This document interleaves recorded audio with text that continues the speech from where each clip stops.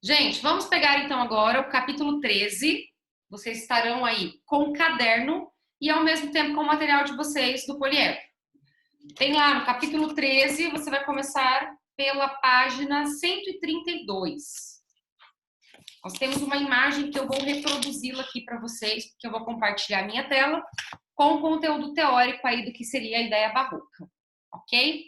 Acredito que vocês vão entender perfeitamente. Barros, Maria Eduarda Barros e Giovanni, eu preciso que vocês liguem a câmera as câmeras de vocês em 2 minutinhos, tá? O Giovanni já ligou. A Maria Eduarda Barros, você tem 2 minutinhos para ligar sua câmera aí, Barros.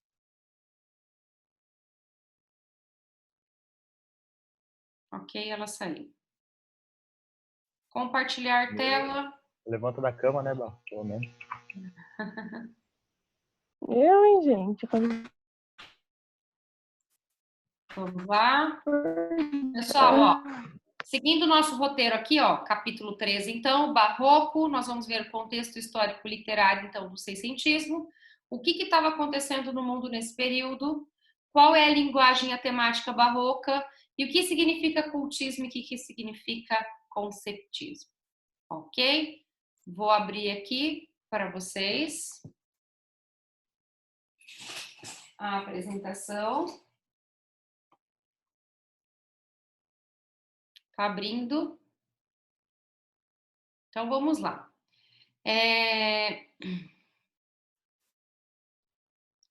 O barroco, pessoal, como escola literária aí, ele vai ter início no Brasil, gente, em 1601.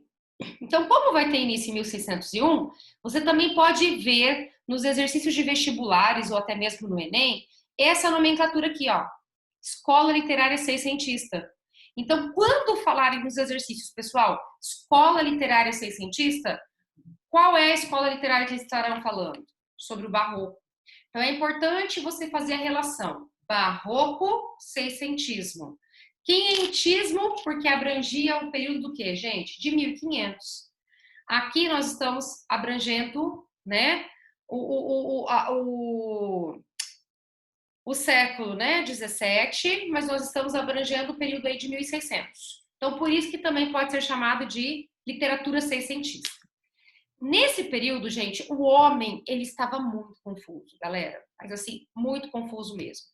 Por quê? Porque eles estavam vivendo aquele período da contra-reforma. Como eu tinha contado para vocês, dentro da questão já do quinhentismo, que já existia isso, da reforma protestante, de Martinho Lutero, juntamente com outros responsáveis religiosos, terem se voltado contra os dogmas católicos, nós vemos que a Igreja Católica, para não perder os seus fiéis, criou um plano, criou uma reforma contra a contra-reforma, né? Um plano contra a reforma, por isso ganhou o nome de contra-reforma. Nós tínhamos falado, vocês podem até olhar aí nas aulas de vocês anteriores gravadas, tanto pelo Zoom quanto as videoaulas que eu gravei para vocês, que fala muito sobre a questão da reforma protestante e da contra-reforma. Então, o que acontecia? Nesse período, o que a gente viu? Dentro do classicismo, o racionalismo, né, a razão humana, ela dominava o pensamento dos nossos autores e da população em geral. Porque naquela época, a literatura, ela tinha voz ativa, ela formava opiniões. Assim como o jornalismo faz hoje, né, naquela época, a literatura, ela tinha essa voz ativa, ela formava opiniões. Ela levava a educação também para as pessoas. E aí, o que a gente consegue entender de tudo isso, pessoal? É que a literatura, então, formadora dessas opiniões, ela vai começar a voltar-se para os valores da época. E quais eram os valores da época? Voltar à questão da religiosidade. Então, o que a gente percebeu? No classicismo, a racionalidade tomava conta dos pensamentos dos nossos literários, ou seja, o antropocentrismo. Aqui no barroco nós vamos ver a presença novamente do quê? Do teocentrismo, porque a religiosidade vai tomar conta novamente da mentalidade política, da mentalidade social desse período seiscentista. Então as pessoas vão se sentir confusas por quê? Porque elas não sabem mais se elas se voltam para esse racionalismo, para os seus próprios ideais, seus próprios desejos, que eu coloquei aqui para vocês como prazer carnal, ou se eles se voltam para os valores religiosos e salvam as suas almas. Então, o que a gente percebe aqui, pessoal? Uma característica fundamental da literatura barroca: viver o quê? O conflito. O conflito entre vivo o que eu tenho vontade, vivo de acordo com os meus prazeres carnais, mas depois da morte não salvo a minha alma, ou vivo de acordo como a religião está dizendo para eu viver e eu tenho meu pedacinho do céu. Então aí nós estamos falando. E aí o que acontece? O homem está extremamente confuso. Então por isso que ele vive e está aqui no slide para vocês, pessoal. Ô, professora. Fala, querido. Posso ir ao banheiro? Vai, Enzo. Obrigado. De nada. Conflito, então, entre o prazer e a redenção da alma. Vamos lá. Opa! Voltando. Características gerais, então, que nós temos nesse período. Como eu falei para vocês, né? O barroco, ele nasce a partir do momento que o Renascimento entra em crise, que é a questão do nosso, que era o pensamento racional, principalmente por causa das questões religiosas que estavam acontecendo naquele período. Então, dos protestantes, né, em específico a gente falar do Martim Lutero, e do catolicismo. Então, a gente tem aí um conflito entre os protestantes e os católicos, ok? Então, o que a gente percebe? O Renascimento entra em declínio, os católicos e os protestantes entram em conflito, e a cabeça do ser humano também naquele período começa a entrar em conflito. Então, como que vai eclodir? A nossa literatura barroca, gente, ela vai ser extremamente rebuscada. Então, a arte e a literatura barroca será reflexo desses conflitos dualistas. Gravem essa palavra, pessoal. Para entender o barroco, tem que entender o que significa dualismo. Professora, eu já esqueci, a senhora acabou de falar de que é dualismo. E o que é dualismo?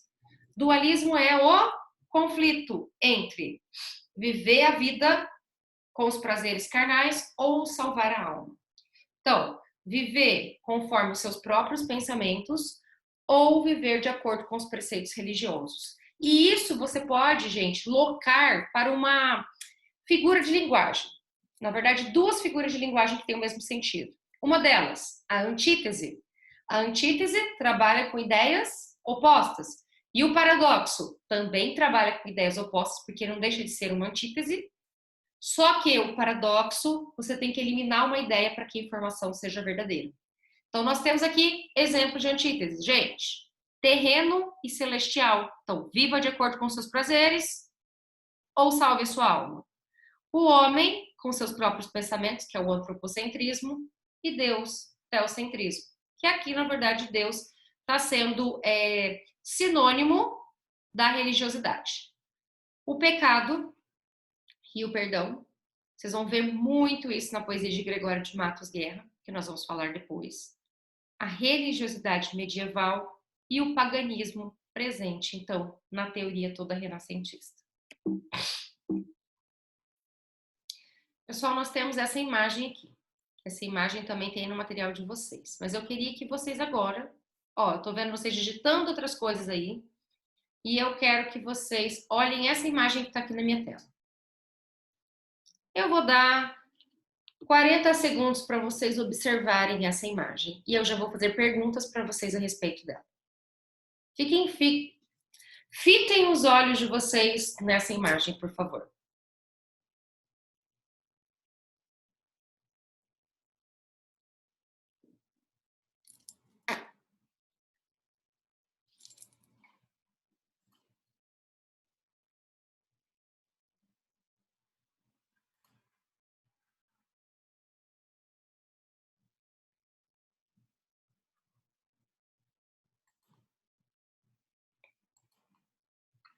Barros. Maria Eduarda Barros, pode ligar seu microfone, eu tô vendo você aí. Você pode ativar o seu microfone, por favor? Acho que ela dormiu antes. Não, ela tá aqui, ó. Então, ela tá dormindo. Ela tá dormindo? É, com a camisa. Olha lá, Barros. Meu Deus, ela tá dormindo. Ótimo, olha aqui, ó. Pronto.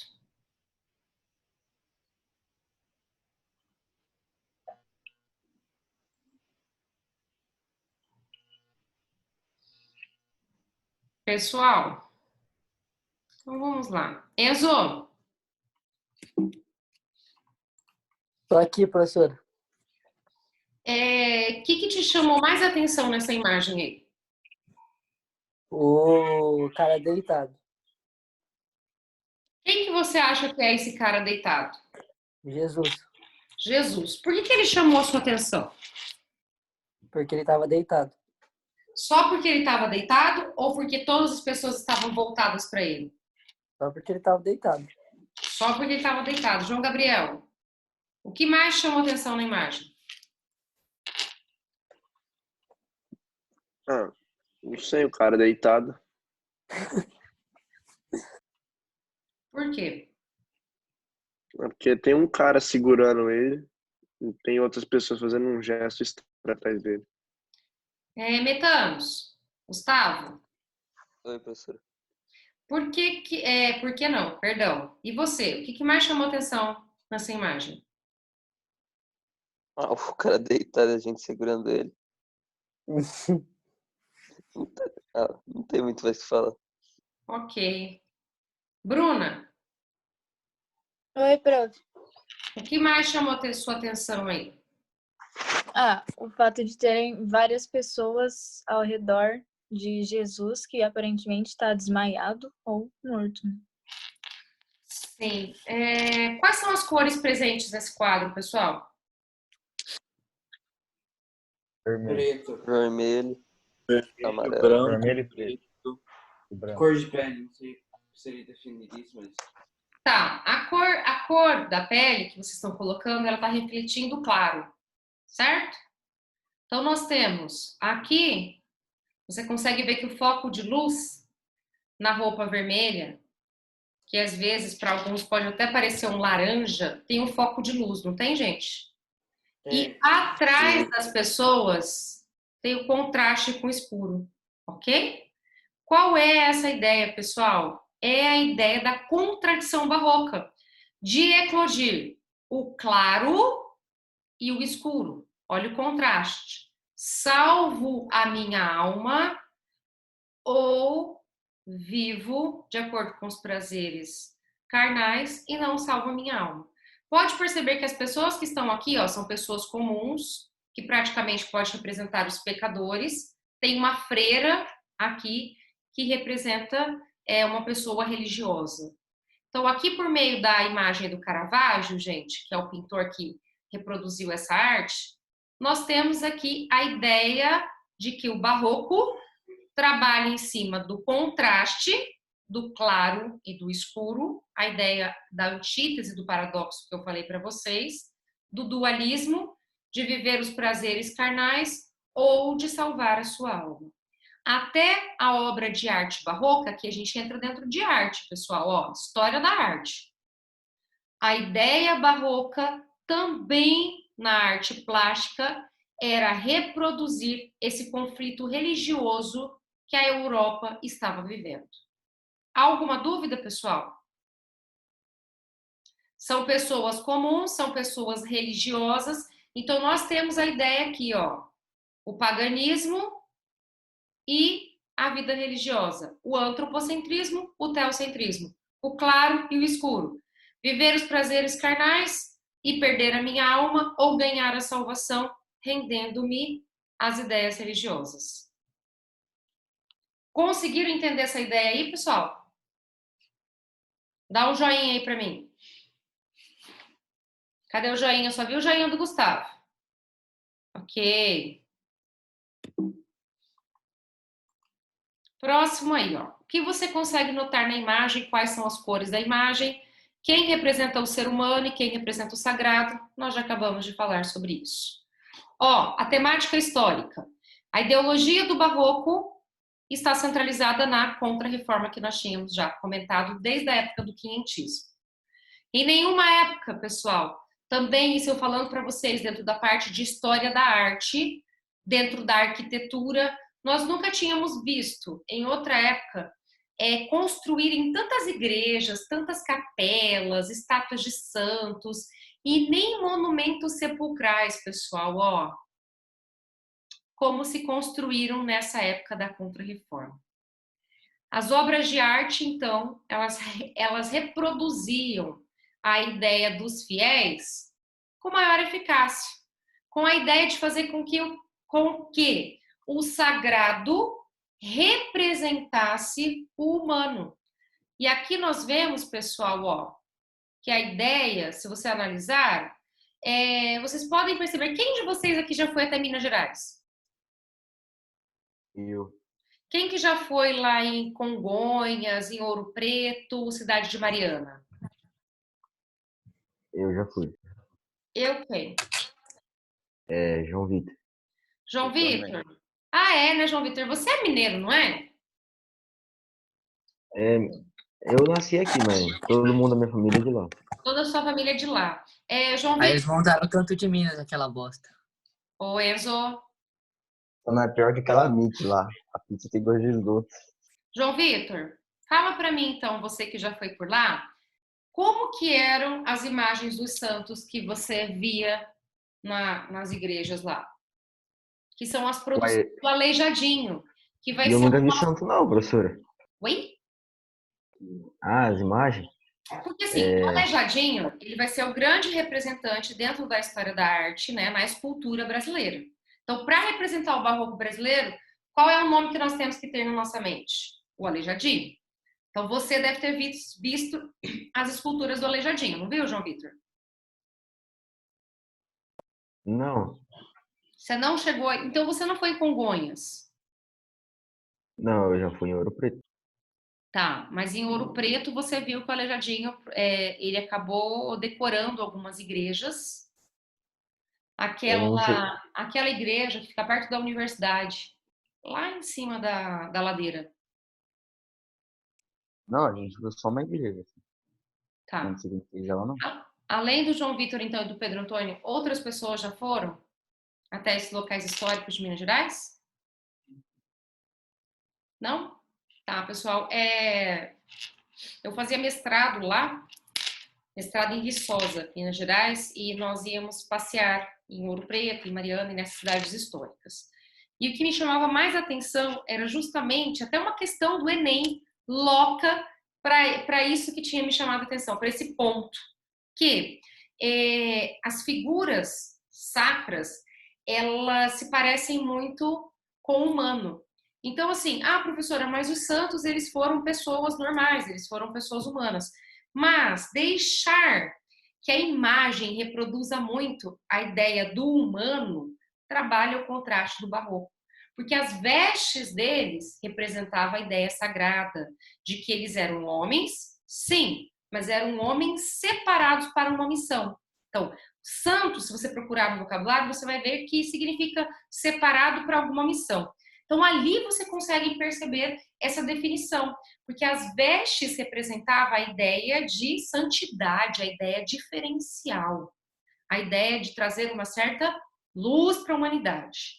Mas as feições, porque representavam o humano, eram exatamente iguais à nossa. Então, nós temos ali, por meio das esculturas do Aleijadinho, a representação da ideia barroca, do contraste entre o humano e o sagrado.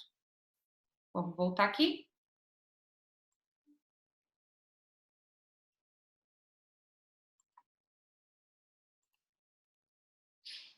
Então, vamos lá, ó. A ideologia barroca, então, fornecida pela Contra-Reforma, como eu já falei para vocês, e a arte barroca, ela tinha que convencer, ela tinha que conquistar, impor admiração. E de uma certa maneira, pessoal, ela conseguia fazer isso. As igrejas são todas decoradas, gente, elas são todas adornadas com ouro.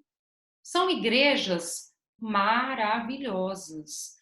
Você se depara com uma beleza arquitetônica maravilhosa na construção, no enfeite do ouro e tudo mais, tá? Então é bem importante destacarmos essa conquista e essa admiração que a arte barroca consegue transmitir. Conflito entre, então, corpo e alma. Pessoal, se vocês prestarem bastante atenção nessa ideia inicial do barroco, vocês jamais esquecerão o barroco na cabeça de vocês aí, tá? Então, o Renascimento, ele definiu-se... Só um minutinho. Perdão. Pela valorização do profano, que colocava, né, em questão, como eu já falei para vocês, o Renascimento eclodia a ideia de que as pessoas poderiam viver de acordo com seus prazeres carnais. Já os ideais barrocos entravam em conflito com isso, porque dizia que o homem tinha que viver de acordo com os preceitos religiosos, porque a vida terrena é passageira. E aí ele trabalha um tema que eu queria que vocês escrevessem no material de vocês, no caderno, no livro de vocês aí.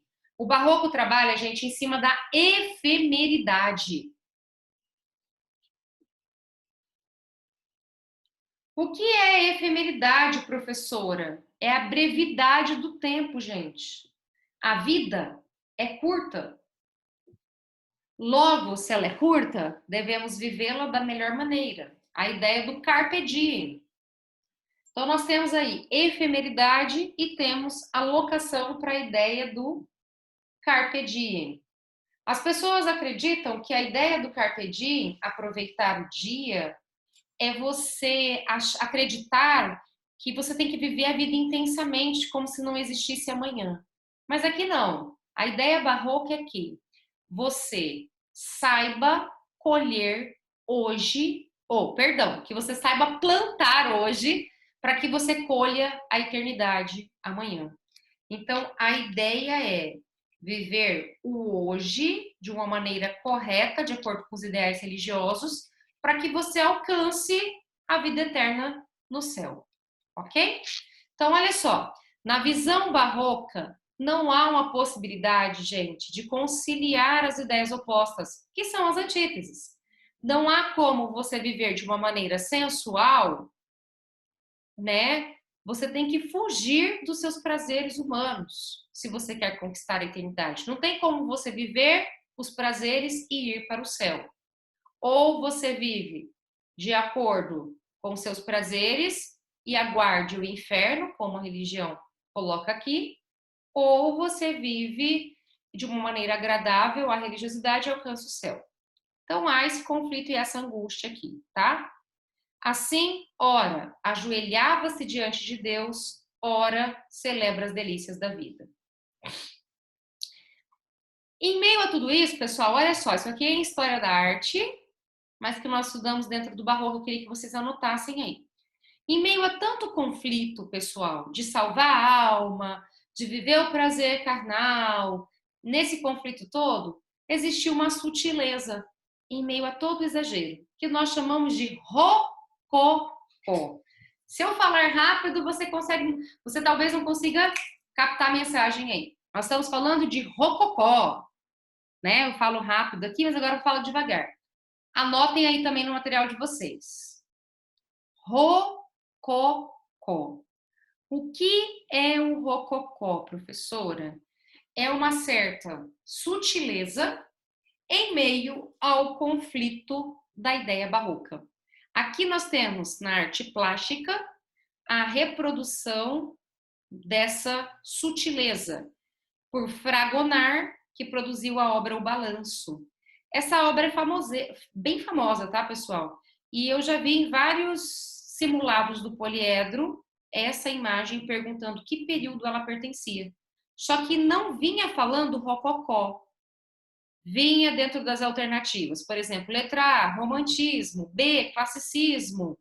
C, quinhentismo. D, humanismo. E E, barroco. Então, você tinha que marcar a letra E, o barroco. Porque o rococó surgiu em meio ao exagero barroco.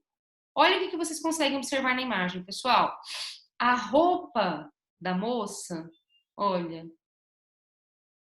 tem toda uma sutileza. Ela balança e com esse movimento do balanço, a sua roupa também né, pessoal, trabalha esse movimento. Nós temos o movimento do barroco, o movimento dos tecidos também da roupa da moça. Olha até a ponta do seu pé. Até parece que ela é uma bailarina, porque ela trabalha o quê? A leveza, tá, gente? Essa forma como o pé está direcionado e levantado mostra uma certa leveza. Gente, o que isso também pode trazer à tona a ideia do barroco? O escuro e o claro. Nós temos pessoas que estão servindo esta mulher, mas nós temos também figuras sacras aqui como anjos. Se vocês olharem bem, vocês vão conseguir perceber o anjo. Então, a ideia do humano e do sagrado, a ideia do humano e do religioso, o claro e o escuro, em meio à sutileza, à leveza. Onde que também nós vamos encontrar essa ideia do rococó? Essa ideia do rococó nós vamos encontrar, pessoal, nas decorações de casas, decoração de interiores. E é um estilo artístico que surgiu aonde? Surgiu na França, no século XVIII. Como eu falei para vocês, na decoração de interiores, nós temos mobílias que ganham o nome de Luís XV e Luís XVI. Eu não sei se na casa de vocês tem poltronas Luís XV. Muitas pessoas admiram muito essas mobílias, né, esses mobiliários, porque são poltronas e cadeiras maravilhosas. Então, em algumas casas que gostam, né, do estilo um pouco do clássico, trazer um pouco da ideia da decoração clássica para casa, adotam esse estilo. Ou também chamado de Dom João V, né, ou João V. Ok? Vamos mudar aqui. A ideia do cultismo e o conceptismo. Tá vendo que eu coloquei uma moedinha de R$1 aqui e tem a ideia do cultismo? Eu vou interromper aqui o compartilhamento e eu vou mostrar para vocês aqui. Olha só, pessoal. Eu tenho aqui uma moeda de R$1, exatamente do jeito que eu estava mostrando ali para vocês. E aqui nós temos, nós temos cara e aqui nós temos a coroa. Pessoal, uma moeda, ela tem valor se eu chegar só com a cara em um supermercado e falar que eu quero comprar um chiclete. João Vitor, você tá aí comigo? Oi, tô aqui. Se eu chegar lá para comprar um pão de queijo só com um lado da cara, você vai vender para mim? Não, Não, né? João porque Gabriel, custa mais que uma moeda. eu sei, mas assim, só para você entender. João Gabriel, Oi. você como um consumidor, João, se eu chegar então, já que o João Vitor falou para mim que se eu chegar só com a cara, eu não posso levar nada, então eu vou chegar só com a coroa. Se você acha que eu vou conseguir comprar alguma coisa, João Gabriel? Não. Não. Por quê? Porque mesmo que uma moeda apresente lados opostos, elas precisam estar condensadas juntas para ter valor. João Vitor, com R$1 eu consigo comprar uma bala? Consegue? Consigo. Mas eu consigo se eu levar apenas a cara e a coroa juntas, né?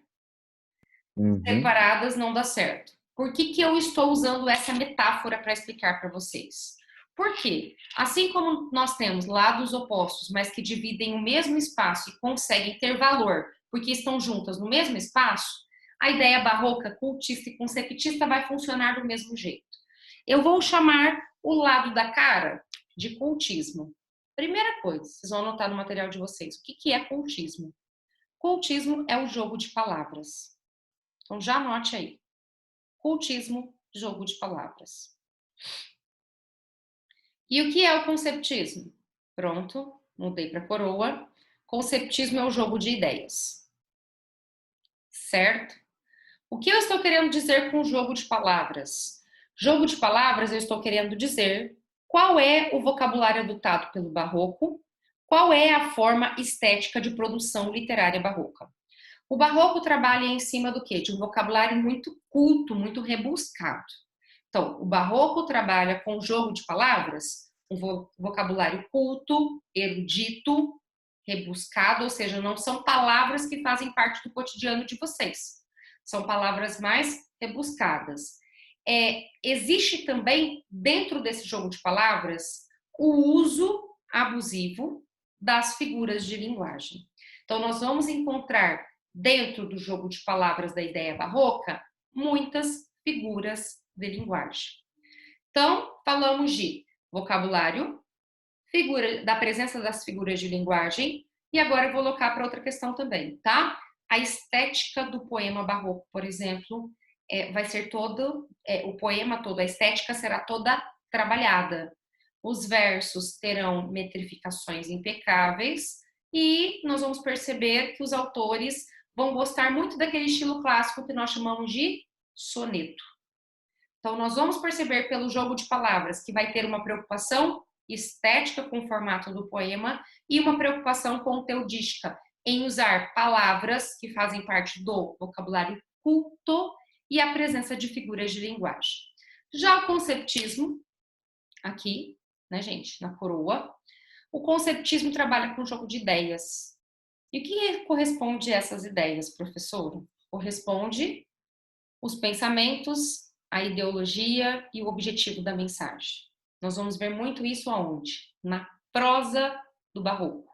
O jogo de palavras nós vamos perceber só dentro da poesia barroca? Não, aqui também vai ter que ter conceptismo. Por que vai ter que ter conceptismo? Porque assim como a moeda, o barroco trabalha com lados opostos, mas os dois têm que estar juntos. Então, um texto, professora, vai ter cultismo e conceptismo? Vai. O outro texto, professora, prosa, vai ter que ter cultismo e conceptismo? Vai. Só que um estilo vai sobressair ao outro. Como assim, professora, um estilo vai sobressair ao outro? Quer ver uma coisa? Luciano! Oi, professor. Luciano, escolhe um lado da moeda. Cara ou Coroa. Você quer Coroa. coroa? Tá. Você ficou com a coroa e a Bruna ficou com a cara. Tá bom, Bruna? Pode ser, Bruna? Sem problemas, então? Luciano com a coroa e a Bruna com a cara. Vamos lá? 1, 2, 3 e... Fiquei com a coroa. 1 ponto pro Luciano. Marca aí, Luciano. Cara. Professor. Oi, Enzo. Oi, Enzo. Calma aí, minha mãe tinha entrado no quarto. O João Gabriel tá pedindo pra você aceitar ele. Não, então, eu já aceitei. Já aceitei ele 2, 3 vezes. Olha só. Mais uma vez, então, né? Já que tá empatado aí entre o Luciano e a Bruna. Quem vai levar o ponto, hein? Na aula de hoje? Luciano ou a Bruna? E aí, Luciano, é você? Ou é a Bruna? 1, 2, 3 e... O Luciano tá até cruzando os dedos ali. Cara, quem é cara? Tô brincando, é coroa. Quem é coroa? Vamos ver. Foi você, Luciano? Então o ponto da aula de hoje vai para o Luciano. O que eu quero dizer com isso, pessoal? Por meio dessa brincadeira. Injusto, eu não participei. O que eu fiz com relação a essa brincadeira aqui? Quando eu jogo a moeda, ela tem que cair em um lado. Ou seja, vai sobressair um lado. A mesma coisa, gente, vai acontecer com o barroco. Em um texto, vai ter os dois, porque a moeda tem os dois lados. Só que vai sobressair um estilo. Então, nós vamos perceber, por exemplo, um autor, tipicamente agora brasileiro, porque na literatura nós não tínhamos ainda falado de nenhum autor brasileiro, nós vamos ver o Gregório de Matos Guerra, sobressaindo dentro da estética dele, a ideia cultista. E o padre Antônio Vieira, um padre que nasceu em Portugal, mas viveu muitos anos no Brasil, vai prevalecer o estilo conceptista. Vou voltar aqui, então, ó, até fiz o barulho da moeda aqui, né? Representando o cultismo e o conceptismo, eu vou compartilhar aqui novamente a tela com vocês para voltarmos na questão, então, do cultismo e conceptismo. Agora, isso tem sentido para vocês, pessoal, porque eu coloquei a moedinha aqui. Olha lá, O cultismo caracteriza-se pelo uso de uma linguagem rebuscada, culta, extravagante, repleta de jogos de palavras e do emprego abusivo de figuras de estilo, que é a mesma coisa que figuras de linguagem, como metáfora, hipérbole e principalmente as antíteses, tá, pessoal? Que vai ser a figura de linguagem que vai representar o barroco por causa dessa estética de contrários. Olha o exemplo aqui, ó. O todo sem a parte não é todo. A parte sem o todo não é parte. Mas se a parte o faz todo, sendo parte, não se diga que a parte sendo todo. Ou seja, uma antítese aqui, né? Parte e todo. E nós estamos preocupados aqui com a estética e com o vocabulário aqui que representa o cultismo. Já o conceptismo, que ocorre principalmente na prosa, vai ser marcado pelo jogo de ideias, como eu pedi para vocês anotarem aí. Vamos seguir um raciocínio lógico, falei também para vocês, né, mais racionalista, que vai utilizar nacionalista, né, que também utiliza uma retórica bem aprimorada, como é o caso do padre Antônio Vieira, onde ele usa os seus sermões, pessoal, para tentar convencer as pessoas de mudar os seus hábitos. Olha o exemplo aqui. Para um homem se ver a si mesmo, são necessárias 3 coisas: olhos, espelho e luz. Se tem espelho e é cego, não se pode ver por falta de olhos. Se tem espelhos e olhos e é de noite, não se pode ver por falta de luz. Logo, a mister, luz, ou seja, é necessário ter luz, é necessário ter o espelho e é necessário ter os olhos, Padre Antônio Vieira. Está vendo que a retórica está sendo bem trabalhada aqui. Também tem jogo de palavras, também tem cultismo, mas sobressai o conceptismo. Olha só, pessoal, retomando aqui. Aqui também tem conceptismo? Tem, mas sobressai o cultismo, assim como o lado da moeda que eu joguei, que o Luciano ganhou, né, Luciano? Né, Luciano? Luciano não ganhou mais. Vou dar o ponto para a Bruna, tá, Luciano? Tranquilo, tranquilo, não tem problema. Nas próximas. Que cavaleiro que você é, né? Tá vendo? Um cavaleiro. E aqui nós vemos, pessoal, então, olha só. Vem boi, vem boi. Tem o quê? Vai se fuder, vai. Vem boi, vem boi. Oh, meu Deus, essas gírias de vocês. Olha quem fala, né, velho? Mas aqui também nós temos, então, a presença do conceptismo. Olha só, características da escrita barroca, então, já que nós estamos falando de jogo de palavras. Metáfora, né, que é a comparação implícita. Veja bem, se és fogo, não tem como alguém ser fogo, né? A gente loca para as características do fogo e afirma que se algo é um fogo, como passas brandamente. Se és neve, como queimas com porfia? Você atribui as características. A antítese, a reflexão desse dualismo. Gente, não tem como falar de barroco sem falar de dualismo, ok? Aqui nos trechos do Manuel Botelho de Oliveira, nós temos a presença de antíteses. Ó, visto por fora, é pouco apetecida, porque aos olhos, por feia, é parecida. Porém, dentro, ó, fora, dentro, habitada é muito bela, muito desejada. É como concha, é como concha tosca e deslustrosa, que dentro cria a pérola formosa. Então, aqui nós temos a presença da antítese. Paradoxo. Olha lá. O paradoxo corresponde à união de 2 ideias contrárias num só pensamento. Como eu falei para vocês, só que uma ideia tem que eliminar para que a outra pudesse ter sentido. Ardor em firme coração nascido, pranto por belos olhos derramado. Incêndio em mares de água disfarçado, rio de neve em fogo convertido. Ou se tem neve, ou se tem fogo, não tem como ter os dois ao mesmo tempo, né, pessoal? Então, a gente elimina uma ideia. Hipérbole, hiper, é exagero, tá? Nós já estudamos figuras de linguagem no início do ano, nas aulas presenciais, mas só para lembrarmos. Então, hipérbole é um exagero. É a vaidade, Fábio, nesta vida. Rosa que da manhã lisonjeada. Púrpuras, 1000, com ambição dourada. Airosas, rompe, arrasta presumida, né? Não tem 1000 púrpuras, né? É um exagero aí que nós temos. A prosopopeia representa a personificação. A personificação aí nós temos de seres inanimados para dinamizar a realidade. Ou seja, você oferece uma característica humana a um ser que não é humano. No diamante agradou-me o forte, no cedro incorruptível, né? O diamante agradou o cedro incorruptível, na água o sublime, no leão generoso, no sol o excesso de luz.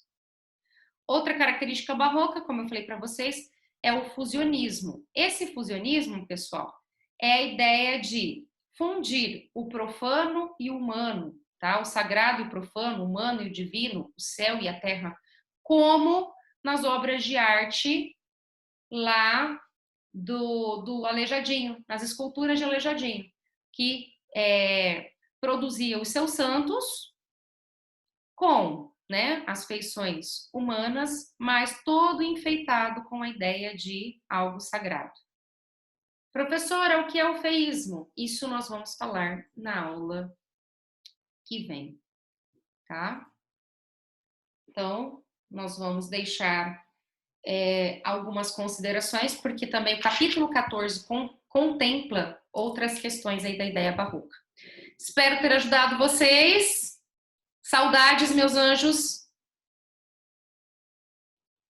Beijo, beijo. Tchau, professor. Tchau. Tchau, professora. Deixa eu falar uma coisinha para Tati. vocês, um detalhe aqui, ó. Deixa eu compartilhar a tela aqui rapidinho para não ficar dúvida aí para vocês, tá? Opa. Deixa eu compartilhar aqui novamente. Lá no Cisflemming, que nós tínhamos visto, vejam bem, na nossa aula de hoje, no arquivo, eu coloquei para vocês aqui, pessoal, deixa eu já explicar, espera só um minutinho, e aí vocês ficam aqui um pouquinho comigo.